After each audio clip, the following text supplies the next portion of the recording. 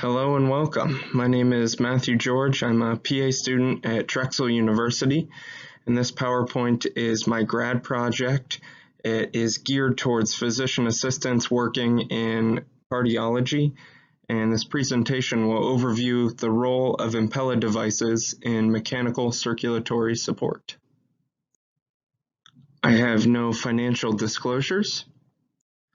Some objectives we'll cover throughout today's presentation include reviewing the basics of what an Impella device is, looking at the various applications for Impella devices, overviewing some of the research behind the Impella, and then comparing Impellas to other forms of mechanical circulatory support, and then we'll finish up looking at where the future research of Impella devices is headed.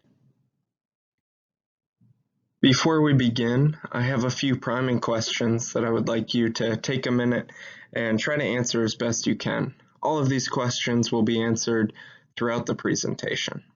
So, first question, how many Impella devices are currently on the market today? What are the two FDA-approved indications for an Impella CP? What are some hemodynamic parameters that are improved or changed when an Impella is inserted?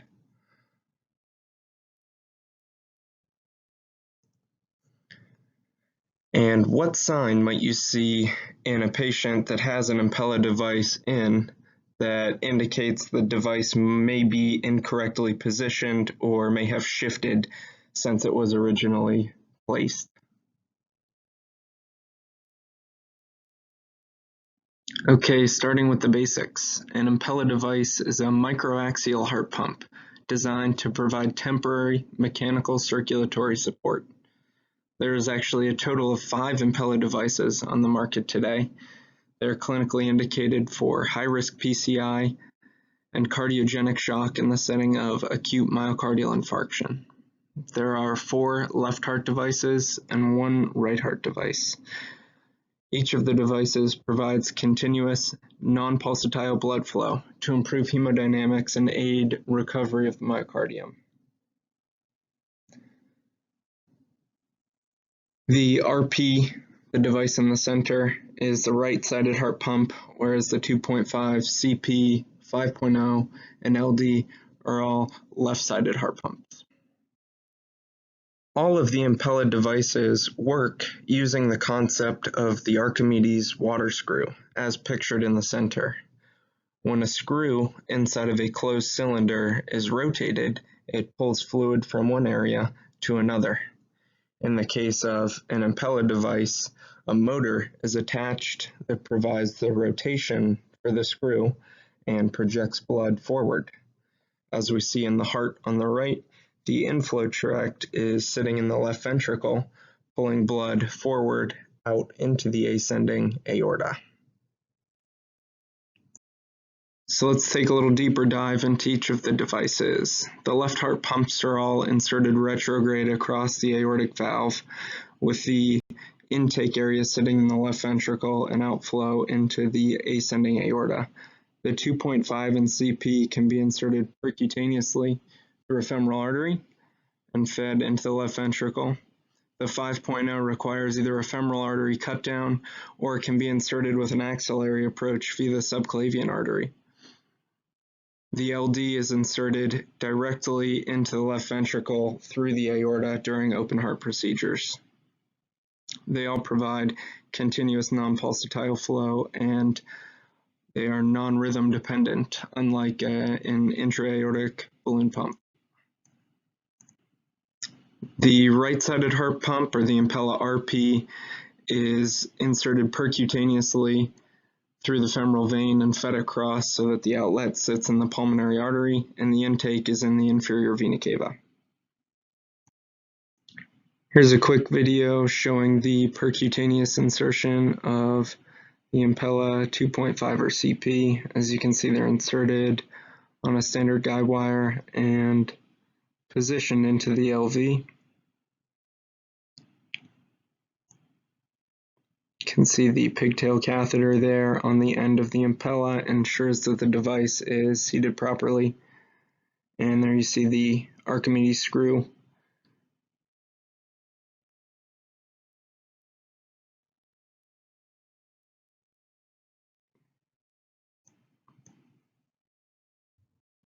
And here we have a video showing percutaneous insertion of the right-sided heart pump, the Impella RP, through the femoral vein, fed across the tricuspid and pulmonic valves so that the inlet is sitting in the inferior vena cava and the outflow is into the pulmonary artery. This does provide complete right heart support in the setting of right ventricular failure. As you can see in this video, there is both a right-sided and left-sided device in place. We will talk a little bit more about this later on in the presentation. So these are the largest Impella devices, the 5.0 and the LD, both indicated for cardiogenic shock. As I mentioned previously, the 5.0 is inserted with either a femoral artery cut down or through the subclavian, and the LD is inserted directly through the aorta. As you can see in this picture here, it's punched right through and positioned into the LV. All of the Impella devices must be attached to a control panel as pictured here. The control panel has 9 different power performance levels that adjust the flow rates of the devices. This allows for titration of flow to meet the support needs of your patient. The console also ensures that the device is working properly and in the proper position. So here's a table summarizing the various Impella devices with their max flow rates. As you can see, the larger devices have the highest flow rate and are indicated only for cardiogenic shock, whereas the Impella 2.5 and CP have a slightly lower max flow rate, but are indicated for high-risk PCI as well as cardiogenic shock. The last thing I want to turn your attention to is time the device can be left in place. So for the Impella 2.5 and CP devices, they can be left in place for up to 6 hours in the setting of a high-risk PCI, or up to 4 days in the setting of cardiogenic shock, whereas the larger devices can all be left in place for up to 2 weeks. These timeframes are given by the manufacturer, and as I'll discuss later in the presentation, some people have left the devices in place for longer than 14 days.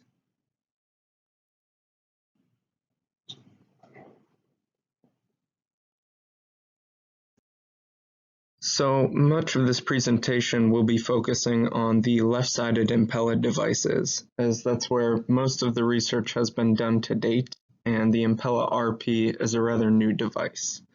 So let's take a look at some of the hemodynamic changes that occur when an Impella is inserted into the left ventricle. The Impella directly unloads the left ventricle by aspirating blood from the left ventricle and propelling it forward. This decreases left ventricular end diastolic pressure and volume. It reduces left ventricular wall stress and decreases oxygen demands of the myocardium. An Impella also increases coronary perfusion pressure, which increases oxygen supply to the myocardium. There's also an increase in cardiac output when an Impella is inserted. One study found that the increase in cardiac output with an Impella was actually greater than the increase in cardiac output seen with an intra-aortic balloon pump. And all the devices are preload dependent. Again, we see the hemodynamic parameters affected by Impella here. With the decrease in left ventricular end diastolic pressure and volume, you have the decrease in wall tension and mechanical work, as well as an increase in coronary perfusion pressure, ultimately leading to increased oxygen supply with a decreased oxygen demand. This effectively allows the myocardium to rest and recover. With the Impella, we also see an increase in mean arterial pressure and flow, which increases cardiac output and cardiac power, ultimately leading to better end organ perfusion. Now that we've overviewed the devices, let's take a look at some of the research behind the Impella, specifically its use during high-risk PCIs. So the two devices that are approved for high-risk PCI are the Impella 2.5 and the CP. The 2.5 was actually the first Impella device, came out in 2007, and the Impella CP, which has a slightly higher flow rate, came out in 2014. So high-risk PCI has varying definitions depending on the study you look at, but most studies define high-risk PCI as having a reduced ejection fraction less than 30 to 35% with either triple vessel disease, intervention to the last remaining coronary conduit, or intervention to an unprotected left main with a reduced ejection fraction. So intra-aortic balloon pumps have often been used during high-risk PCI to help provide hemodynamic support. In 2010, the BCIS-1 trial actually looked at whether or not this practice was effective. It was a randomized controlled trial, and they found that though there was a slight decrease in mortality rates at 6 months, it was not statistically significant. 2 years after the BCIS-1 trial, in 2012, we had the PROTECT-2 trial, which looked at Impella versus intra-aortic balloon pump during high-risk PCI.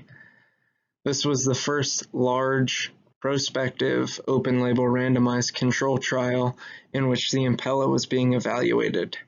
The primary endpoint of the study was major adverse cardiovascular or cerebrovascular events at 30 and 90 days. So here's the inclusion criteria for the PROTECT-2 trial. As you see, it was non-emergent, high-risk PCIs with either a reduced ejection fraction and triple vessel disease, or a reduced EF and intervention to the last patent coronary artery, or intervention to an unprotected left main.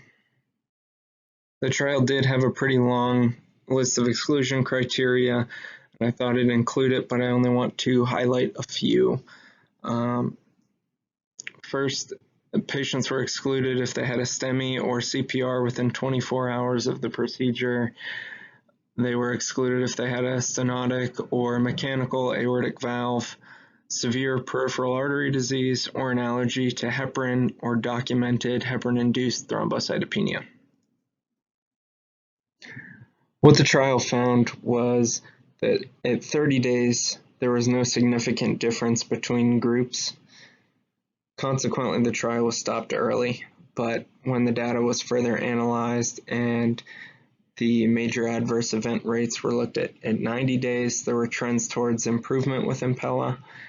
And as you can see on the right-hand side, the per protocol population that was treated, the adverse event rate was 40% with the Impella group versus 51% in the intra-aortic balloon group at 90 days. Additionally, there have been several subsequent analyses of the data from the PROTECT-2 trial. One analysis showed that there was no damage to any aortic valve from an Impella device. Another analysis showed that there was no difference in renal function between groups, despite the Impella group receiving slightly higher amounts of contrast.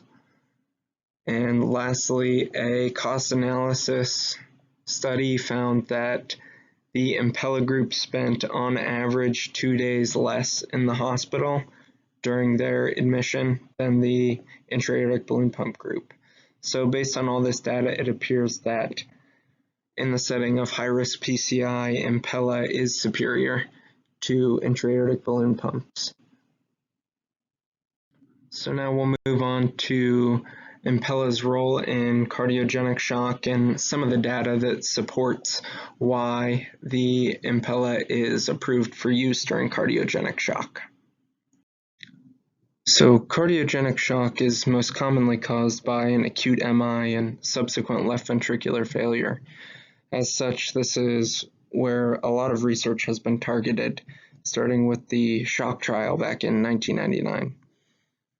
They defined acute myocardial infarction complicated by cardiogenic shock as shock due to predominant left ventricular failure within 36 hours of an acute MI. The shock trial and many subsequent trials have defined shock with both clinical and hemodynamic markers, particularly a systolic blood pressure less than 90, with signs of end organ hypoperfusion, like cool extremities or decreased urine output with a heart rate of at least 60 beats per minute. Some of the hemodynamic criteria used to help identify cardiogenic shock are cardiac index less than 2.2, wedge pressure of at least 15, and a lactate greater than 2. Acute MI cardiogenic shock has historically had survival rates right around 50%, starting with the shock trial looking at early revascularization back in '99 to most recently the IABP Shock 2 trial looking at the use of intra-aortic balloon pump in cardiogenic shock. This trial randomized 600 patients into receiving either medical therapy alone or a balloon pump plus medical therapy. All patients had early revascularization, and what they found was there was no difference in mortality between groups at 30 days. And most recently, they just published their 6-year follow-through on their investigation and found no difference in mortality between groups at 6 years. As we see here, the survival rates from the various studies looking at AMI cardiogenic shock, dating back to '99 with the shock trials to the most recent 6-year follow-through on the IABP Shock 2 trial, historically pretty poor survival rates. So being that intra-aortic balloon pumps appear to have little impact on mortality rates, what's the role for Impella in cardiogenic shock? Well, unfortunately, there's no large randomized control trials looking at Impella use in cardiogenic shock, but we do have some data. So Abiomed, the manufacturer of Impella, has been collecting data on every Impella that gets inserted. They have a database with almost 50,000 patients from over 1,000 hospitals. Of that, about 15,000 have received an Impella for cardiogenic shock. They analyzed this group of patients that received an Impella device for cardiogenic shock and looked at the hospitals that had the highest survival rates.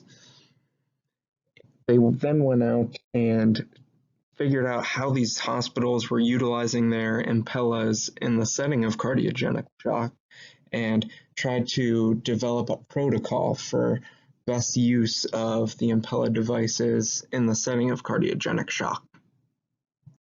This protocol that they developed is currently being studied under the National Cardiogenic Shock Initiative, which is a single-arm prospective study in 63 hospitals across the country that are initiating this protocol. They actually just published their data on the first 173 patients that went through the protocols, and they found that 30-day survival rates were actually at 72%. So the data is looking promising, but research is still ongoing. So some takeaways from this National Cardiogenic Shock Initiative are that they've found Early insertion of an Impella, particularly within 90 minutes of cardiogenic shock, leads to higher survival rates. They also found that hospitals that are using Impellas and also using pulmonary artery catheters to monitor hemodynamic support had increased survival rates in their patients. Additionally, Impella insertion leads to less number of inotropes being used in these patients, and they've also found that the Impella significantly improves cardiac power in patients, which has been determined to be an independent hemodynamic marker of survival in cardiogenic shock. Now I'd like to quickly summarize what I've talked about with the various devices. So Impella 2.5 and CP indications, both indicated for high-risk PCI, defined by the criteria of the PROTECT 2 trial, also approved for cardiogenic shock. So the two larger left-sided Impella devices, the 5.0 and LD, are both only indicated for cardiogenic shock.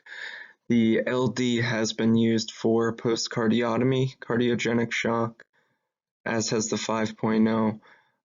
Currently, these devices are being used as either an upgrade from a smaller Impella device or in the setting of severe cardiogenic shock.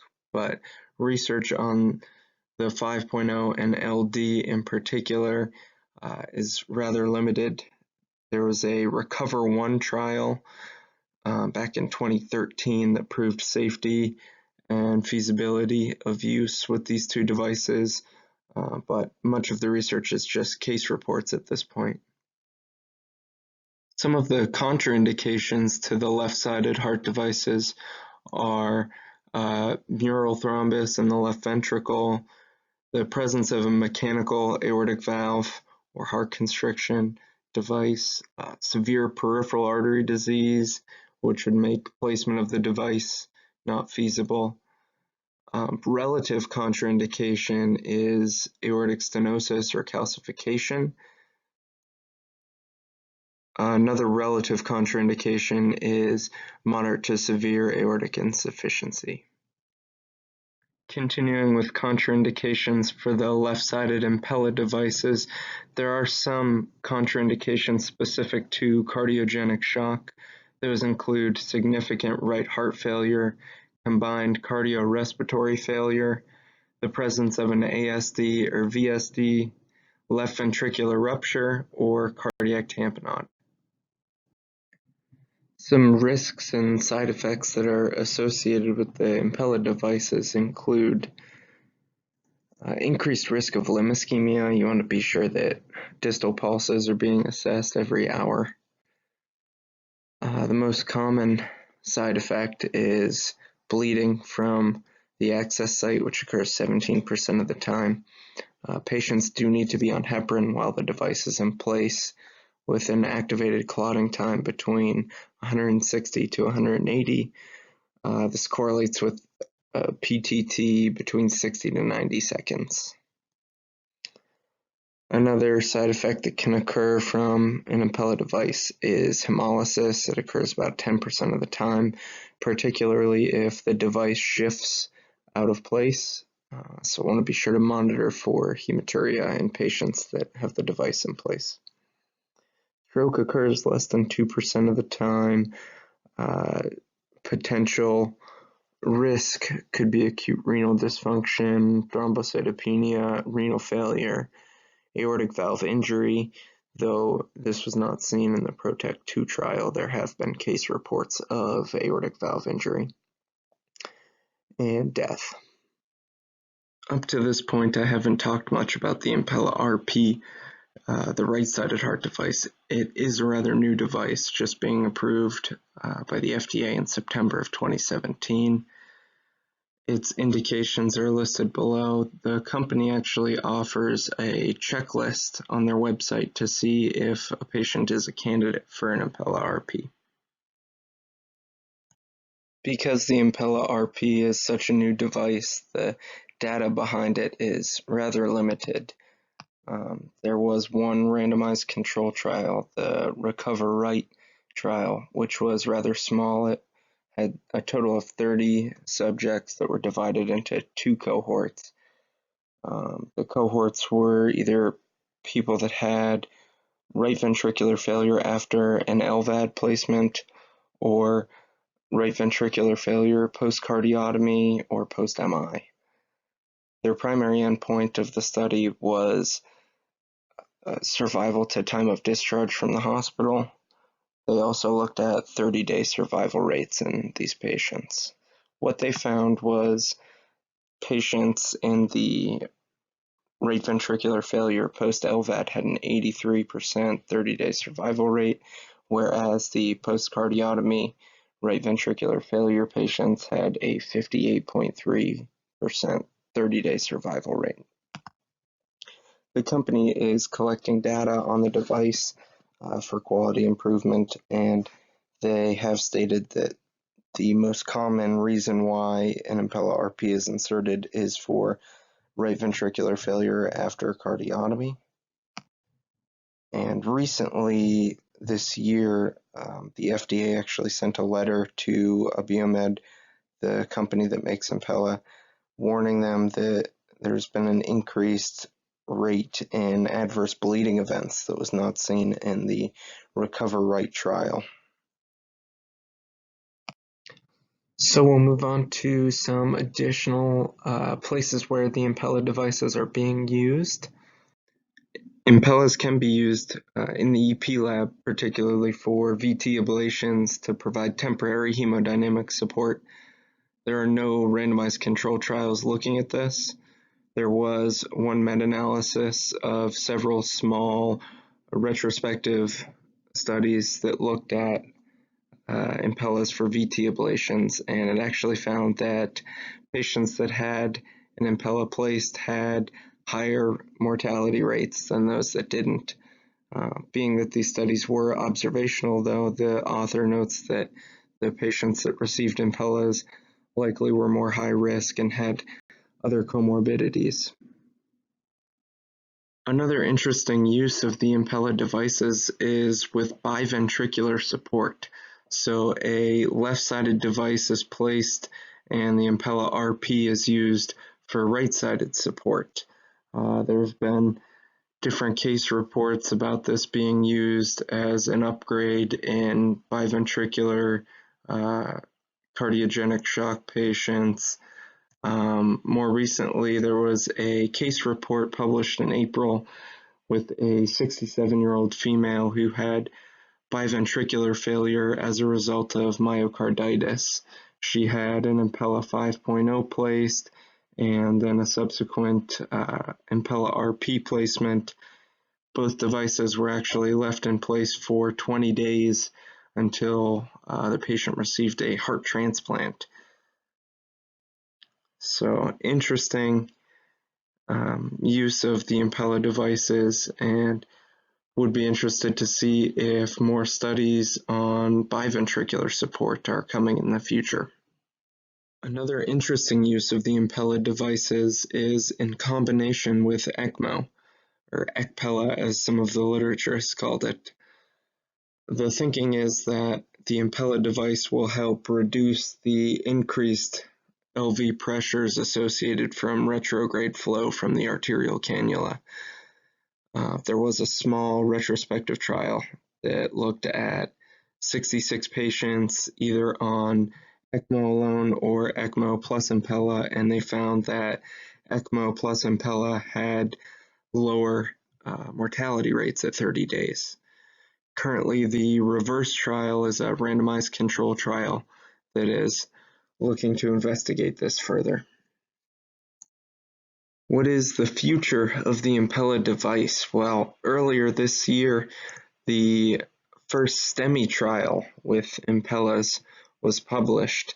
They looked at 50 patients, all with anterior STEMIs, divided into two groups. One group received an Impella CP prior to PCI, while the other group received an Impella and had 30 minutes of left ventricle unloading prior to PCI. So they were looking at door to unloading time of less than 90 minutes rather than door to balloon time. What they found was that there was no change in adverse events between groups and no change in infarct size. They also found that it took an average of 17 minutes for the device to be implanted.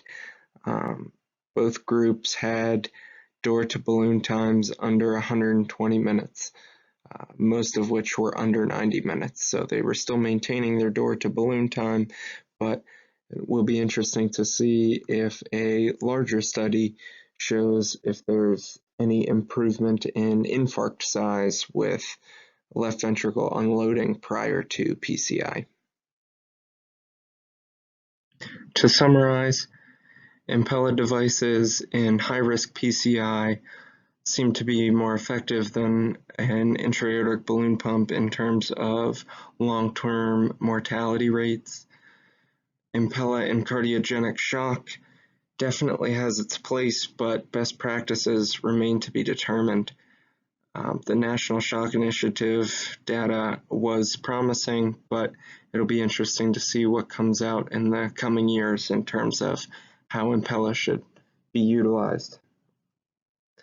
The Impella RP still in the early stages, and more research needs to be done as to patient selection and proper use of the device. The future research, again, continues to be ongoing, and determining the best practice for these devices, I think, is going to be a key part in future research and determining which patients will benefit from this technology. That is it. Thank you guys so much for listening. I hope you enjoyed the presentation. I have a link to all my sources below if you're interested in taking a look at some of the studies that I talked about. I also have a practical tip sheet down there for you. And please, if you would take a couple minutes and do the survey that I have linked below, it would be greatly appreciated. I really need any feedback I can get from you guys. So thank you so much again for listening, and have a great day.